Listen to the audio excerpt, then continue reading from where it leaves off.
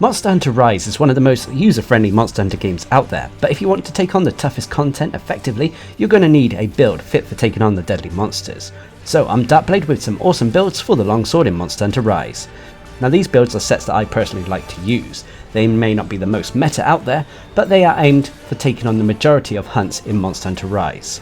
For this series I'll be featuring between 3 and 4 builds for each of the various weapons in the game, which should cater to a variety of playstyles.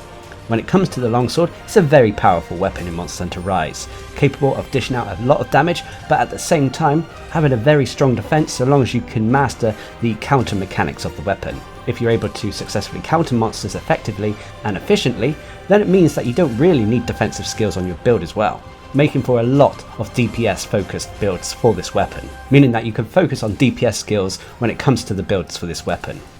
The first build I use is the Master's Touch longsword build. This build is all about having high affinity, high damage output, and most importantly, utilising the Master's Touch skill so we can keep the white sharpness for as long as possible. So for this build you'll need the Kaiser Crown, the Viking Mail S, Rathalos Braces S, Anjanath Coil S, and the Golden Hakama. I'm also using the Absolute Petal Ace for this. When it comes to the talismans, these are kind of down to luck in all honesty. The talisman I had for this build included Speed Sharpening, Quick Sheave, a Tier 3 dual socket, and a Tier 2 dual socket. If you don't have something similar, Quick Sheave and Speed Sharpening are kind of optional skills for this build, so you can always replace it with what you have available to you. And for my weapon I'm using a Deepest Night. This has an attack boost Rampage skill attached to it. Now when it comes to the decorations, you have a few to play around with. Some of these though are mandatory for this build to work, so I've gone for Tenderizer Jaws for Weakness Exploit, Grinder Jaws for the Speed Sharpening skill, Mastery Jaws for Master's Touch, a Sheave Jaw to max out Quick Sheave, Steadfast Jaw for Stun Resistance, a Brace Jaw for a point in Flinch Free, and then finally a Diversion Jaw for a point in the Diversion skill. So if you've done what I've done here, you'll have an attack of 219 with no element. You have 55% affinity, which can easily be 100% when you take into account Weakness Exploit, and you have a decent defense of 449. That is very strong against fire, but unfortunately slightly weak to the other elements in the game. Now when it comes to the switch skills, as with most builds in this game, the switch skills comes down to each and every player's individual playstyle. Rarely will you have to use a specific switch skill in order for a build to work. So take what you fancy. Now as for the skills, first of all you have Attack Boost at level 4. Attack Boost is a skill that increases the raw attack of a build, and at level 4 or above you'll also get a percentage attack bonus as well. You also have Critical Eye at level 3, increasing the affinity rating of this build. You have Critical Boost at level 3. Critical Boost is a skill that increases the damage of our attacks should they crit a monster. However, this only applies to the raw portion of an attack, not the elemental or ailment portion. But as our attack should always be critting as long as we're going for monster weak points, it means that our attacks should be stronger. You also have Weakness Exploit at level 3. Weakness Exploit is a skill that increases our affinity when we're attacking monster weak points. Weakness Exploit at level 3 can potentially provide us with a bonus 50% extra affinity. You also have Master's Touch at level 3. Master's Touch is a skill that gives us a chance of receiving no sharpness loss when you crit a monster. Master's Touch at level 3 gives us an 80% chance of this occurring, hopefully allowing us to keep that white sharpness. We also have Quick Sheave at level 3, allowing us to sheave our weapon more quickly, and this does apply to the special sheave when it comes to the longsword. This is more of a quality of life skill, it's not an essential skill, so if you haven't got the talisman which has a lot of quick sheave on, you can always replace it with something else. You also have Stun Resistance level 3, a byproduct of our decorations, which negates any stun effects on our hunter. You also have Speed Sharpening level 3, another kind of quality of life skill that greatly increases the time it takes to sharpen our weapon. You'll also have Latent Power level 1, a byproduct of the armor we're wearing. Latent Power is a skill that kicks in whenever we've been fighting a monster for a long duration of time, or we've taken a set amount of damage from that said monster. When this happens, it grants us bonus affinity as well as reduced stamina depletion. You'll also have Flinch Free at level 1, preventing any knockbacks from our allied hunters or minor knockbacks from monsters. And finally you'll have Diversion at level 1, giving us a chance that the monster will focus on us rather than our teammates. This is useful for the longsword as it allows us to perform counters more effectively, as we know the attack is coming for us. So there we have it, that is the Master's Touch build that I tend to use with the longsword. It's a pretty decent all-round build, but as I always say, there are pros and cons with every build in Monster Hunter Rise. The biggest pros for this build include its strong damage output. Thanks to having affinity based skills and some attack increase skills, it means we're able to take on monsters quite effectively. The next pro is that this build can be used against pretty much any monster. This is thanks to the build not being tied to any one element or ailment. which means that you don't really have to worry about a monster's elemental or element resistances. And then finally for the pros is that this build doesn't really have to worry too much when it comes to sharpness loss.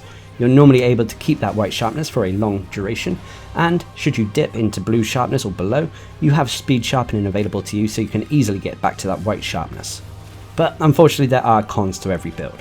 One of the biggest cons for this build is unfortunately you do kind of need a decent charm in order to get the most out of it. And the other con for this build is unfortunately this build doesn't really have any defensive skills, which means that you have to master and rely on the longsword's counter-attack abilities in order to survive, especially if you are being targeted.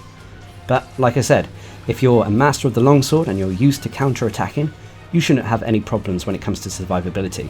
This will also add to your overall DPS, making this one of the stronger longsword builds that you can currently get in the game.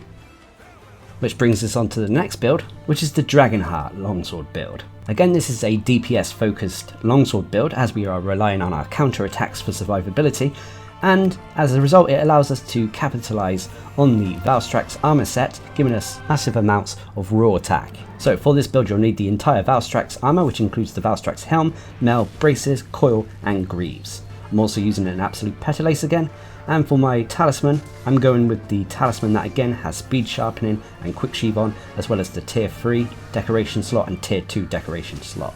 As for your weapon, you've got a few options here, but I've gone with the Phantom Mirage, which is the Chameleos longsword that has the Chameleos Soul Rampage skill attached to it. If you don't like the random aspects of the Chameleos Soul Rampage skill, you can always replace it with the attack boost free if you so desire. So when it comes to the jaws, you've got a few to play around with, so I've gone for Fervor jaws to max out resentment, Steadfast jaws to max out stun resistance, Critical jaw to max out crit boost, Brace jaw for a point and flinch free, Handicraft jaws for a few points in the handicraft skill, a Grinder jaw to max out speed sharpening, and finally one more Sheave jaw to max out quick sheave. So if you've done what I've done here, you'll have a build with a 235 attack rating with no element. You'll have 15% base affinity, which can be 65 when you take into account weakness exploit, and you'll have a strong defense of 541 that is exceedingly strong against dragon but unfortunately weak to the other elements. As for the skills, you have Resentment at level 5. Resentment is a skill that kicks in whenever you have a red portion of health on your health bar. When this happens, so long as the red health remains there, you'll gain increased raw attack. You'll also have Dragonheart at level 5. Dragonheart is a skill found on the Valstrax armor that we are using. At level 5, should our health drop to 80% or lower, we'll contract Dragon Blight. But when this buff is active, it will grant us 50 elemental resistance as well as an extra 10% attack power, adding to our survivability and our overall DPS. Anyway, next is Resuscitate at level 3. Basically this is a skill whenever we have a blight or ailment on our hunter, such as Dragon Blight, thanks to the Dragonheart skill, we'll gain increased raw attack. Next up is Critical Boost at level 3, Weakness Exploit at level 3, Quick Sheave at level 3, Stun Resistance at level 3, and again Speed Sharpening at level 3. Finally, you'll also have Handicraft at level 2, slightly increasing this weapon's sharpness, allowing us to get to that white sharpness. And finally, you'll also have Flinch Free at level 1. So there you have it. As you can see, it is another strong DPS build, but focuses more on increasing our raw attack rather than relying on affinity. But every build out there has pros and cons.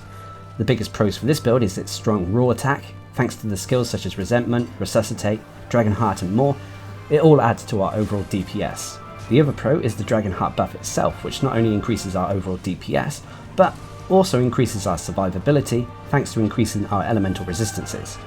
And then finally for the pros is that this build can be used against any monster.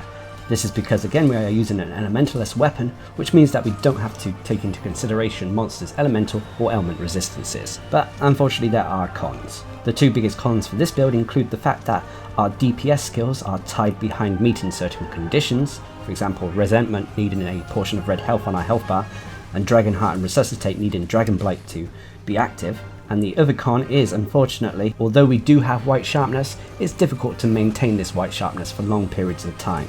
This is countered slightly with speed sharpening, but it's still an issue and a con nonetheless for this build. But if you're looking for a powerful build to use against monsters, I'd strongly recommend this one. It has high DPS so long as you can meet those conditions to activate the skills in this build, and if you can keep them active, then you're going to have a build that can take down monsters quickly for the longsword. Which brings us on to the third and final build, which is the budget longsword build. Now when I say a budget build, I mean a build that is aimed and designed to help hunters get through the main story, Whilst they're not constructed from complete beginner and low rank armors, these are nonetheless 4 sets created from one monster, combined with a weapon that isn't too difficult to craft, that should allow you to get to the end game and start farming that said end game. Now with the longsword, it can pretty much get away with using any armor set in all honesty, but one that benefits the weapon quite well is the Rathalos set. So we're going for the entire Rathalos armor set, which includes the Rathalos Helm S, Mail S, Braces S, Coil S, and Greaves S. For the Petalace, I'm again using the Absolute Petalace, although you can use pretty much any one for this build, as you will be using it to get through the story. And when it comes to the Talisman, try to get something that contains Weakness Exploit for best results. The one I was using had not only Weakness Exploit, but it also had Quick Sheath. So when it comes to the decorations, you have a few to play around with, although what you have available to you may be dictated by how far you've gotten through the game. So I've gone for Sheath Jaws to max out Quick Sheath, Grinder Jaws to max out Speed Sharpening, Tenderizer Jaws to max out Weakness Exploit, a Brace Jaw for a point and flinch free, and Steadfast Jaws to max out Stun Resistance, which I strongly recommend for newer players. So if you've done what I've done here, you have a build with a 331 attack rating with no element. You have 40% base affinity, which can be 90% when you take into account Weakness Exploit, and you have a decent defense of 441 that is strong against fire, water and ice, but unfortunately weak to thunder and dragon. As for the skills, you have attack boost at level 7, you have Weakness Exploit at level 3, Quick Sheath at level 3, Stun Resistance at level 1, Part Breaker at level 3. Part Breaker is a skill that allows us to more easily break monster body parts, which is very handy for when it comes to farming monsters and getting a few extra materials. You also have Speed Sharpening at level 3, Windproof at level 2. Windproof is a byproduct of the armor we're wearing, which helps negate minor to medium wind attacks and effects. And finally you'll have Flinch Free at level 1. So there we have it, that is the beginner build I'd recommend for the longsword. As you can see, it is quite a simple build in all honesty, but the longsword doesn't really require a lot of essential skills for it to use, thus it can focus on getting and using armor pieces that have basic DPS skills such as attack boost, weakness exploit and more. But every build out there has pros and cons, even the beginner ones. The biggest pros for this build include its decent damage output. Having maxed out attack boost combined with weakness exploit, it means you're able to take down monsters quite effectively. On top of that, it's using one of the weapons that is very nice for the longsword thanks to the fact that it starts with white sharpness. And then finally, the quality of life skills we have on this build are quite easy to obtain, such as Part Breaker, which is included with the armor set, Stun Resistance and Speed Sharpening, which all adds to the quality of a hunt, making it feel slightly more easier than it is. But unfortunately there are cons for this build. Unfortunately, even though we have Weakness Exploit, its affinity is not the greatest, and if you don't have access to Tenderizer Jaws, then your Weakness Exploit is going to be severely lacking, reducing our overall affinity. And the final con is, unfortunately, once again this build relies more on us counter-attacking monsters, as it doesn't have a ton of survivability or defensive skills.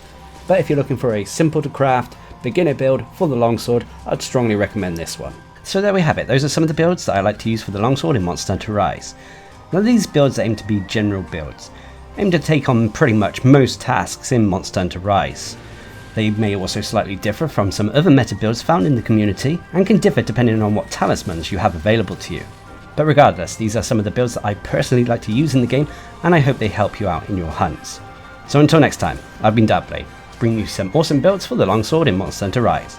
Hope you enjoyed the video, thanks for watching, subscribe and like for more.